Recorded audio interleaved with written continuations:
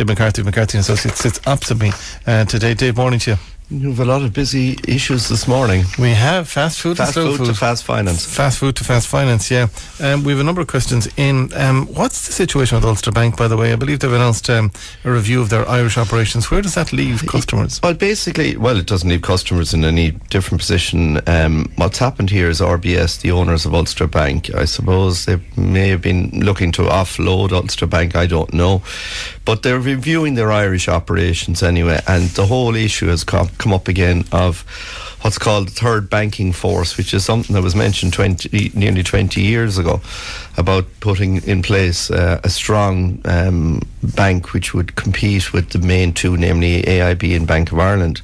And I suppose it's now on the agenda, maybe again as a matter of necessity, because of the lack of competition in the Irish banking area.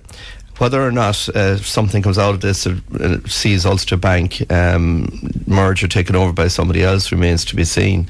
Certainly I would think that Permanent TSB and Ulster Bank would be a natural fit together. And they're both, I suppose, in different markets, and they would be much stronger together than they are separately. And I think hopefully it'll be something that will result in, at the end of the process, more competition in banking in Ireland, which is badly needed, Keith. Because what we have at the moment is a very fractured situation, with a lot of institutions having left the country as well. Okay, in relation to my mother has monies on deposit and receives a pension which is sufficient for her everyday needs. Interest rates have dropped dramatically, and I'm wondering what alternatives she may have to leaving the monies on deposit. Well, basically, obviously, she isn't in a position where she needs the monies that she has in deposit. The only way that you can maximise the return on your monies, and this is a common problem that most people are experiencing with the drop in interest rates, is to take those monies and put them into what we call a term investment for a period of years.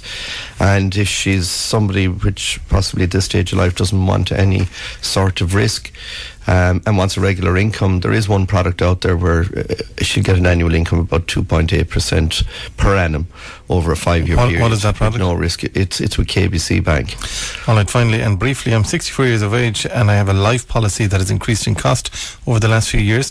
Would it be worth my while to look at getting alternative cover from another company? At 64 is going to be difficult. Well, the problem is that this is obviously a whole of life policy which can get more expensive as you get older, and this is something I come across constantly. The answer is no. If you go to another provider and you look for cover at this stage of your life, it's going to be even more expensive possibly than what you already have. I suppose the important question for that person is to decide how important the life cover is for them and whether or not they should continue it or cancel the policy. All right, listen, thank you indeed for joining us today in the programme. Dave McCarthy, McCarthy and Associates, thank you indeed for joining us on today.